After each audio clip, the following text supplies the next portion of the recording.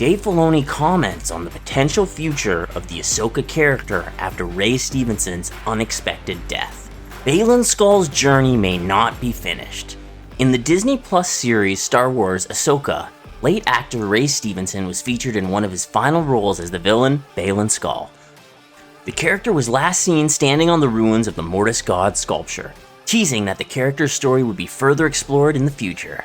Sadly, Stevenson died before the show's debut, and Ahsoka creator Dave Filoni addressed the situation in a new interview with Vanity Fair. He's a person that survived the Clone Wars, was trained in the waning days of the Jedi Knights, just like Anakin.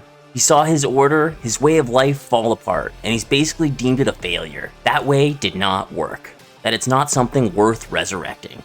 He's tried to take these teachings that he's learned as a young person and create his own way of being. And he's looked at the cycle of things and said, enough with this. If I have this power, I should wield it. I should be the one making decisions.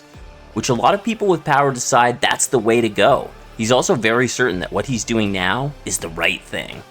While agreeing that there was still a lot of story potential for Baylan, no decisions have been made at this time regarding the character's future, which would have to come with a recasting. On the character's future potential, Filoni added, obviously there's a story there. We're in a wait-and-see pattern at this point, but I'm glad the conversation is about Ray and how great he was. I used to have many debates with him and say, Ray, you're the villain here, and he'd be like, I don't think so. I was like, I know you don't think so, but you are. I love that you're playing it like you're not, which is exactly the way Baylan thinks.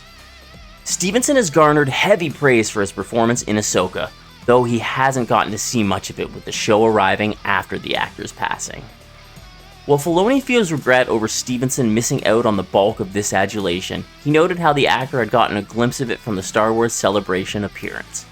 That gave him a chance to see the show's trailer along with the early anticipation for Ahsoka from Star Wars fans. I think he would have been over the moon. The big regret here is that he didn't get to experience that. I'm glad he was at Star Wars Celebration with us, and he got to see the trailer and to get a taste of that from the fans, and they've been nothing but wonderful about Ray and the character. Is there anyone you think could take up the role of Baylan Skoll, or is that it for the now classic character?